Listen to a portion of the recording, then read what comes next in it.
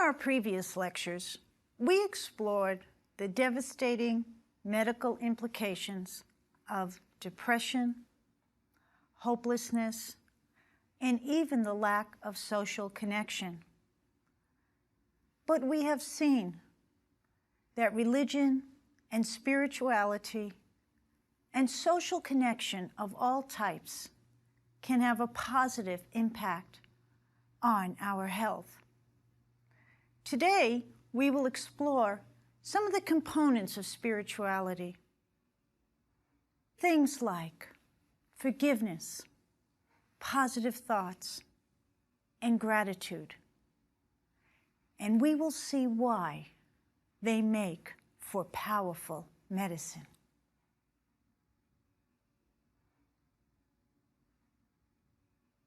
As a holistic integrative physician, I have a different kind of training than what I got in medical school. And in that training, I developed a different belief system. And I have truly come to believe, maybe because of my own spiritual path, that everything happens for a reason. And I believe that everything that happens to a patient can truly be an opportunity for spiritual and emotional growth. Do you know what I have patients tell me? I have them say cancer is the best thing that happened to me. And I say, why?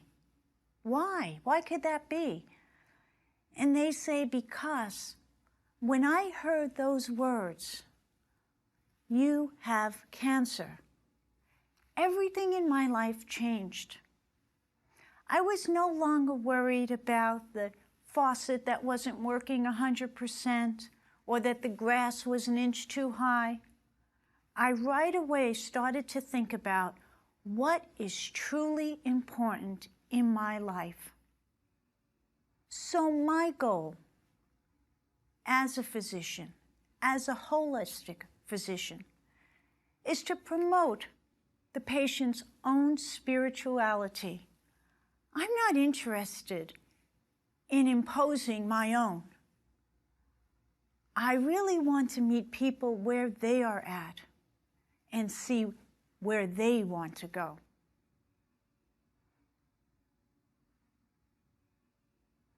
I used to call myself a plumber.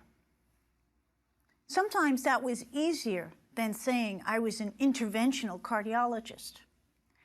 And people actually reacted in a very different way. They looked at me a little unusual. You're a plumber? But that's really what I was.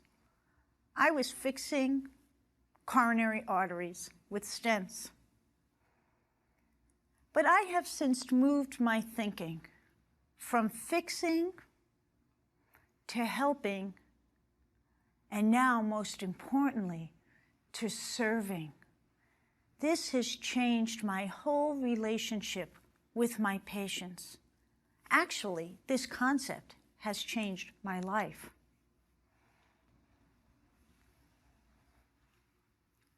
So, as a physician, I ask my patients about their spiritual life and their spiritual practices. I want to know, do they have a formal meditation practice? Have they learned to take a mini moment? What's important to them? The most important question I can ask someone is, what is your purpose for being here? Because I'm looking for an anchor, something that makes sense about their life, to reconnect them with meaning and purpose. If they don't have a spiritual life, I may introduce the concept that spirituality is a component of optimal health, and that I would emphasize everyone's journey is unique. This is a perfect example of not one size fits all. At the Scripps Center for Integrative Medicine, I have a little tagline that I use, and it's, there are many paths to healing, just like there are many paths to God.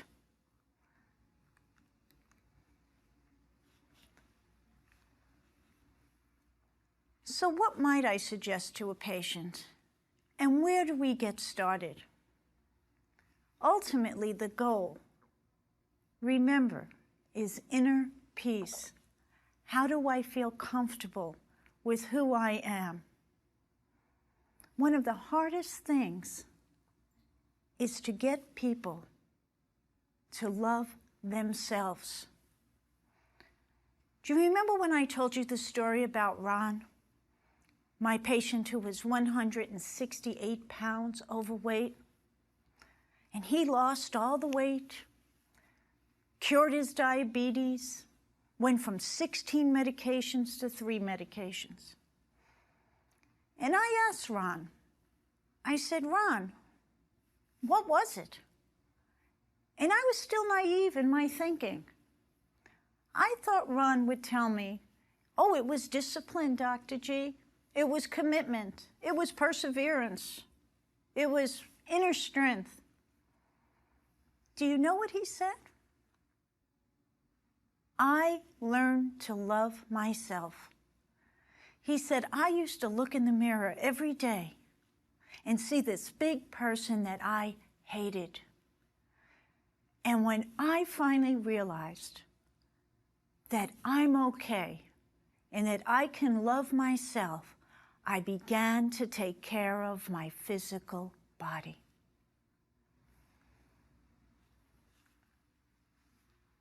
So how do we get from there to here?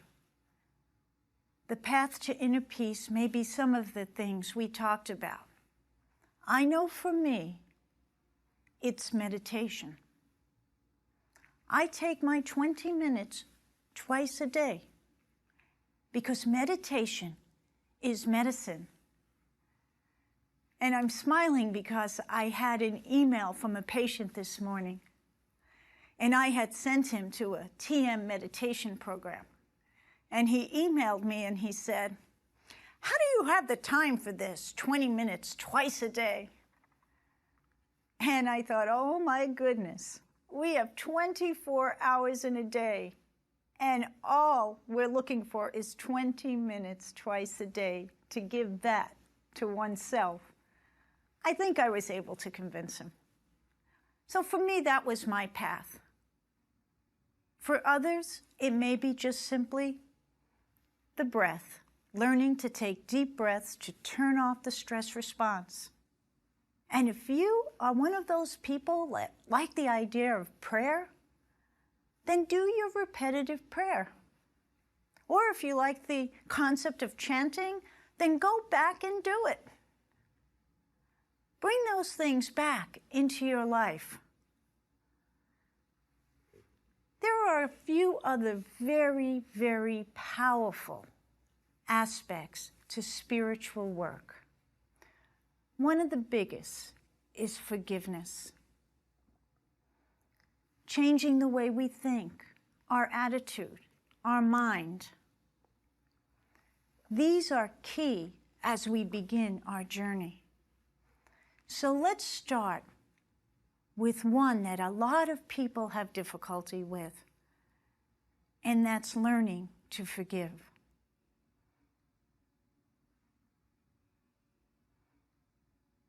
Learning to forgive is essential to spiritual health. I remember once being on the big island of Hawaii, at all places, a cardiology conference, a room filled with cardiologists. But the person who was hosting the conference, Dr. Earl Bakken, by the way, he's the man that invented the pacemaker, a true visionary. He decided he was going to bring a kahuna, basically a spiritual teacher, to this very conservative cardiology conference. So he invited a woman named Auntie Margaret. And it was amazing for me to watch, because cardiologist after cardiologist went to talk to this maybe 3'5" bit of a woman who was sitting in a wheelchair. And many of them would bend down so that they can be at her level. So just imagine this, cardiologist after cardiologist coming to see Auntie Margaret. And she said the same thing every time. Before the sun goes down, forgive. And I don't know if it's because we were on the island of Hawaii. She said, go in the ocean before the sun goes down and forgive. Her medicine was the same for everyone. Forgiveness is the very heart of spiritual counseling because it is the basis of the recovery of the true self. Even psychotherapy is about learning to forgive. Sometimes people have to learn to forgive their parents. They have to learn to forgive their partners, their spouses. People have lists of people that they need to forgive. And the biggest forgiveness is forgiveness of oneself. Forgiveness is truly the essence of emotional as well as spiritual healing.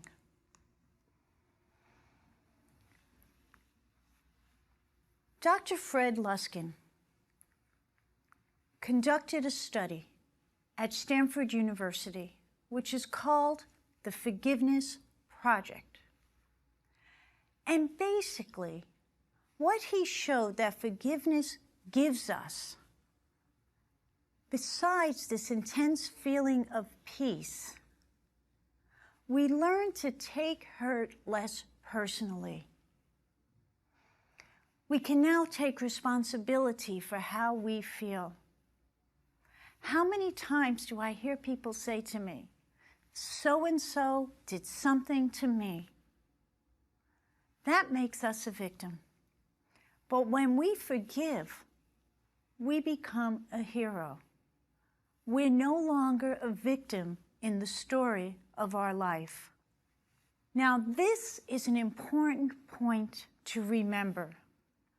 Forgiveness is for you. It's not for the offender. Forgiveness is about taking back your power. Remember when we said we leave pieces of our spirit in traumatic places? Forgiveness is taking our power back.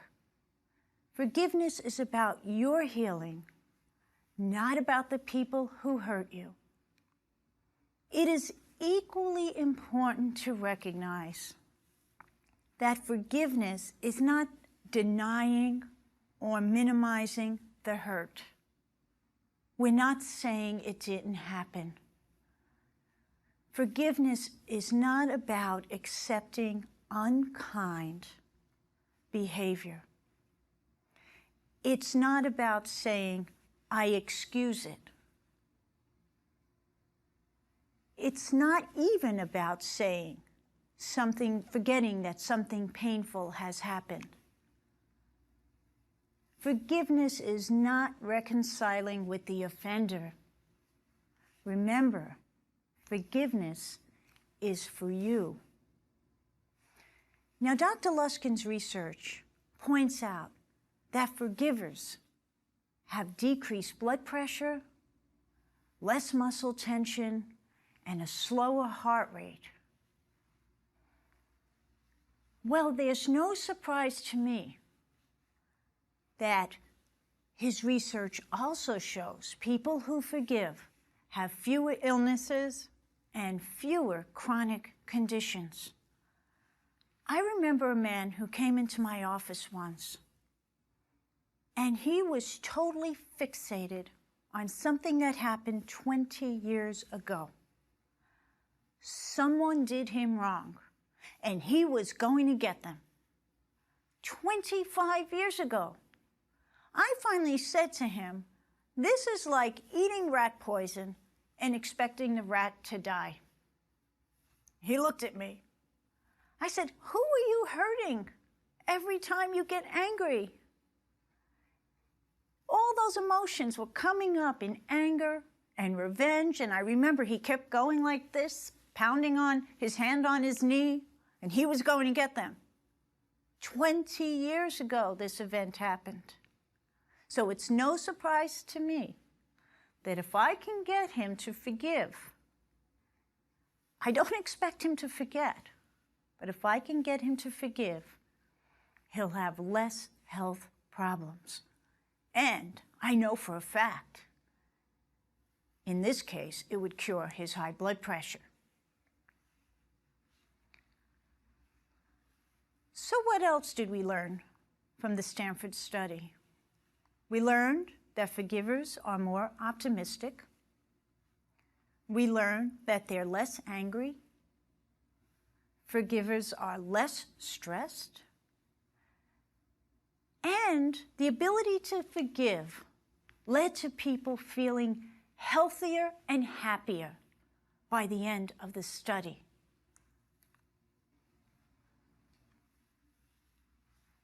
So how do I help my patients to forgive the guy who's banging on the desk? Well, the first thing I need to do, quite frankly, is appeal to his rational mind.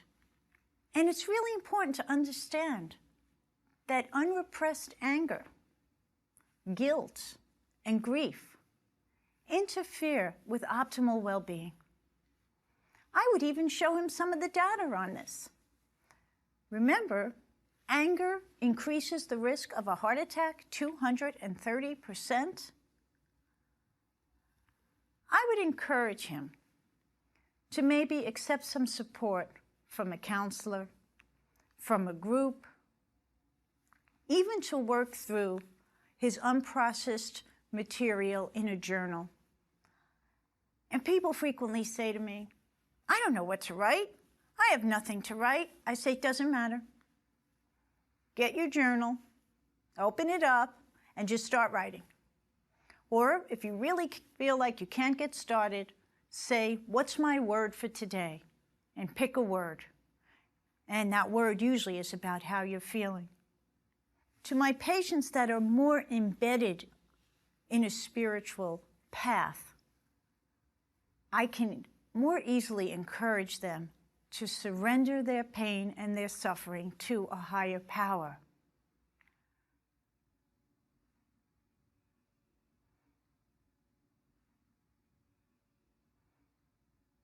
Our mind plays a lot of tricks on us.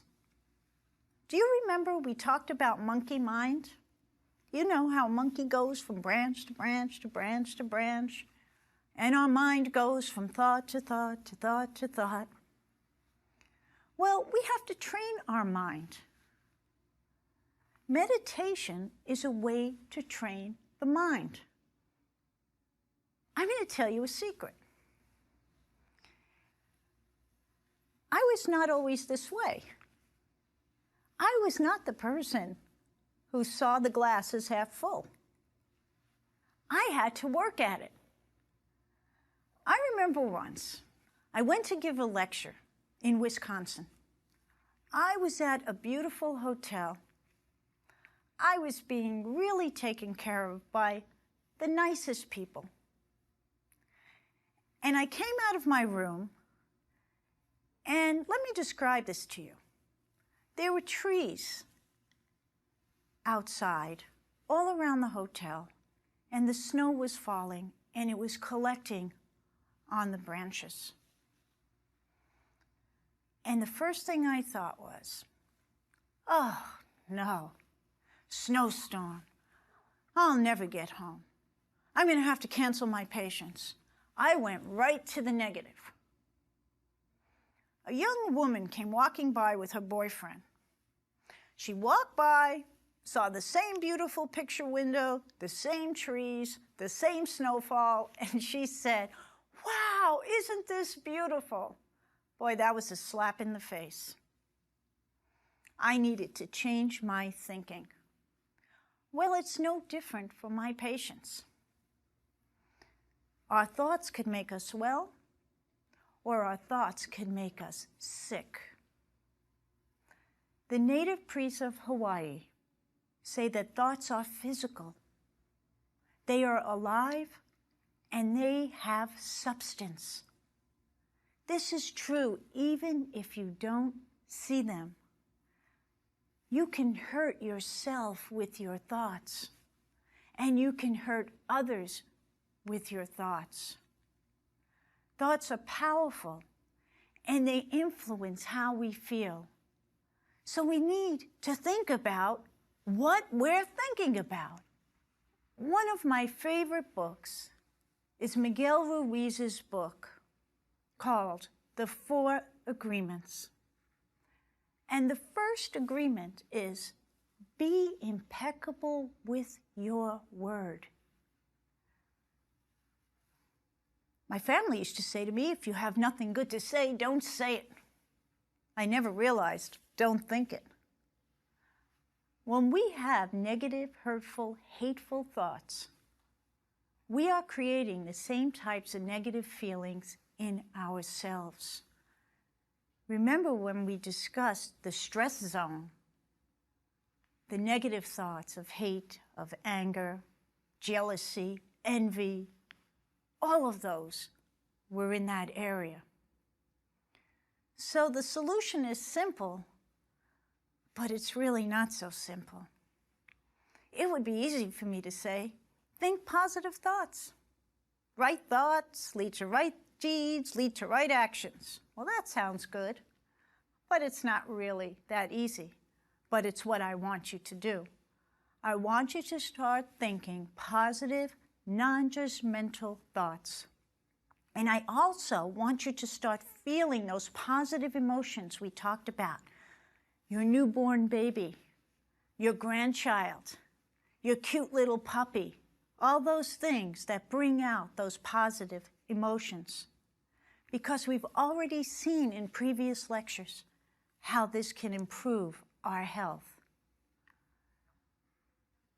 Thinking positive is not just this abstract concept that hasn't been studied. Positive thinking has been shown to increase lifespan.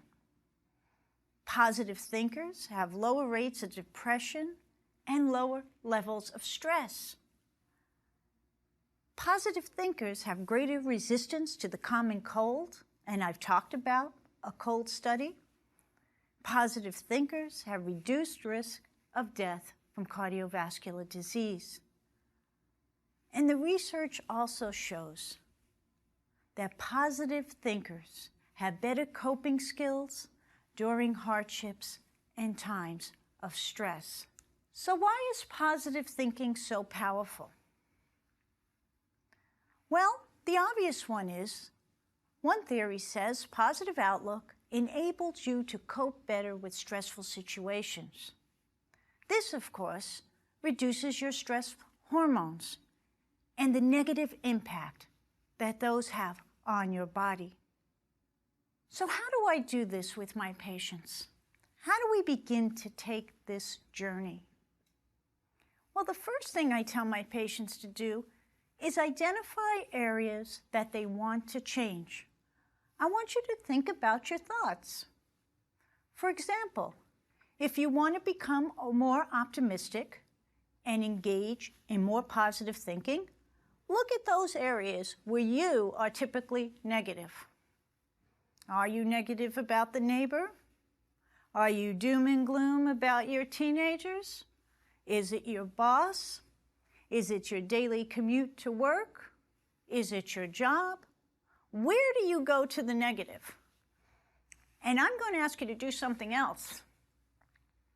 And you know what I mean when I say this. Look at those people you interact with when you're in that negative space. We know how to find those people because they're as negative as we are. We go and we say, isn't this terrible? They say, that's terrible. Isn't it awful? Oh, he's terrible. Yep, everything's terrible. Life, everything's terrible. That's it. We go and find those people. When we want to get into that kind of space, we don't go and find the cheery person at the front desk who's got that overflowing glass. We go and pick people that are thinking the way we do. So the second part of this is, look at who your friends are. Remember what my grandmother said. Show me your friends and I'll show you you. So pick one area. I don't expect you to, if you have 3 areas, you can't do them all at once. Or maybe you can. But at least pick one. Say, you know what? I'm going to go to work and approach it differently today. I'm going to go to work and I'm going to be happy to be there because guess what? I'm not going to the hospital for surgery, right? I need you to start working on it in this way. And then, throughout your whole day, evaluate yourself. Stop and think about what you're thinking, what's going on in your mind. And if you find that your thoughts are mainly negative, try to find a way to put a positive spin on them. And then I have a little trick that I like. I like to think sometimes about a golden door. I don't do it so much anymore, but I used to when I first started to shift my thinking, when I was trying to get myself out of the negative. But I used to think about a beautiful golden door with a big key in it, a golden key. And the minute my mind would go to the negative, I would imagine I put my hand on that key and I turn the key. And as I'm turning the key, I'm putting a positive thought in my mind. And it may just be I turn the key and I see my niece and nephew. I turn the key and I see my poodle. Whatever it is that makes you feel love and appreciation, you will stop the thought in a second. So I like the golden key as a way to get started.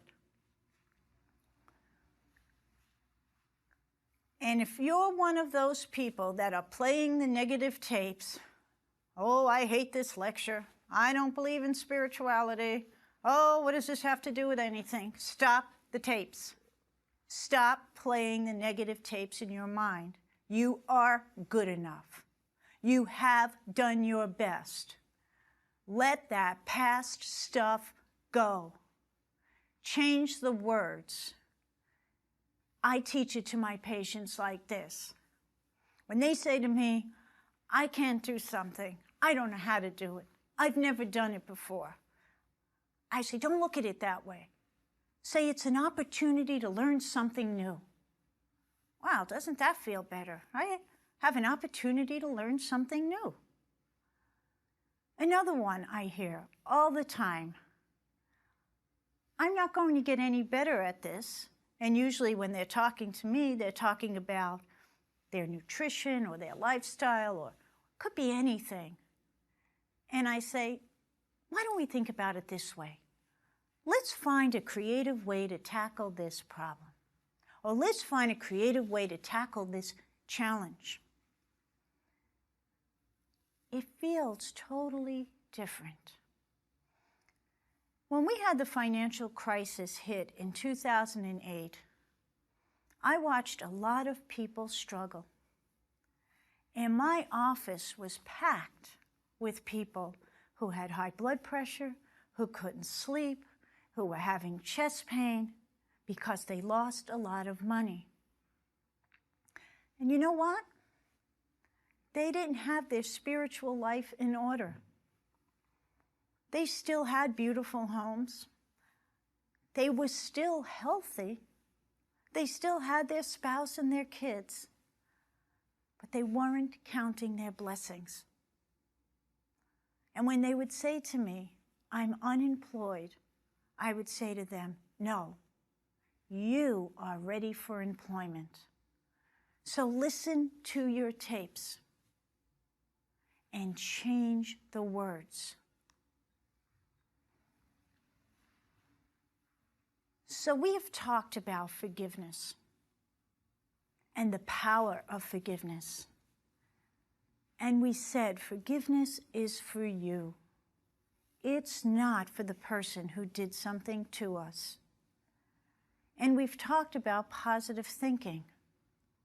But there's one other piece to the puzzle that I think is really important, which is practicing an attitude of gratitude. Robert Emmons at UC Davis conducted some amazing research, and what he found was that individuals who keep a gratitude journal on a weekly basis are healthier. They exercise more. They have less physical problems. They feel better overall. Grateful people report higher levels of positive emotion, greater life satisfaction, and optimism. So, the question is again, is your cup half full or half empty?